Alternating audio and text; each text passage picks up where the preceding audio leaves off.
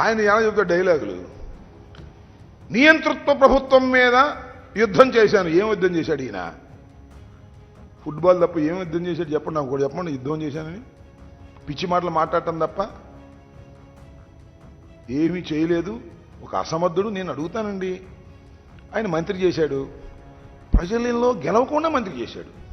అది చిత్రమైన విషయం. అలాంటి వ్యక్తికి ఏముంటుంది? ప్రజాదరణ ఏముంటుంది? ఎంతమంది వచ్చారు యువగలంలో? మధ్యలో ఎందుకు మానేశాడు? వాళ్ళ నాన్న జ్యుడిషియల్ కస్టడీలోకి వెళ్తే ఎందుకు ఆపేయాలి? 53 రోజులు సెలవు పెట్టాడే. సో లోకేష్ అనే వ్యక్తి ఒక నాయకుడు కాదు, కాలేడు. రాజకీయాలకు పనికొచ్చే వ్యక్తి అంతకన్నా కాదు.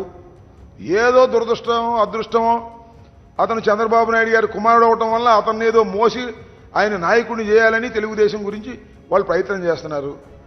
ఇంకో మాట కూడా చెప్పాలి ఈ సందర్భంలో. ఎర్ర బుక్ అంట, ఎర్ర బుక్ రాసుకున్నాడంట. ఆ ఎర్ర బుక్ అంట వాళ్ళ నాన్నగారికి మాజీ ముఖ్యమంత్రి గారికి ఒరిజినల్ ఇస్తా అంట. ఒక కాపీ ఈయన దగ్గర పెట్టుకుంటా అంట. ఇంకో కాపీ ఆ యాంకర్ కూడా ఇవ్వయా, పవన్ కళ్యాణ్ యాంకర్ వస్తున్నాడు, ఆయన కూడా నీ బాకస్వాడు అన్నావుగా. ఎర్ర బుక్ కాదు, నువ్వు నీ దుంపదేగా. ఎర్ర బుక్కు సంగతి ఏమిటో కానీ తెలుగుదేశం తెల్ల జెండా ఎట్టేంత వరకు నిద్రపోయేటట్లేడు మన లోకేష్ బాబు. తెల్ల జెండా ఎత్తిన తర్వాతే ఆయన నిద్రపోతాడు. నేను ఇప్పుడు చెప్పాను, Lokesh Babu is iron leg. అతను కాలు పెట్టాడు, తెలుగుదేశం కుంగింది. యువగళం వేశాడు, తెలుగుదేశం ఇంకా కుంగింది. ఎర్ర బుక్ అన్నాడు, తెల్ల జెండా ఎత్తేస్తారు. రాసుకోండి, చూసుకోండి.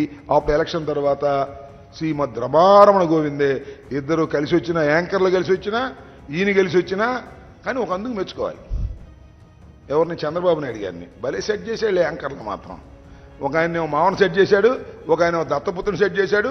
రేపు పెద్ద షో చేసి బ్రహ్మాండంగా జరిగిందని చెప్పుకుని ఈనాళ్ళు ఫ్రంట్ పేజీల్లో రాసుకుని టికెట్ల కోసం ఎగబడతారేమో చూస్తున్నారు. తెలుగుదేశం టికెట్ అడిగేవాడే లేని పరిస్థితి వస్తుంది రాబోయే కాలంలో, చూడండి అని ఈ సందర్భంగా నేను చెప్పదలుచుకున్నాను.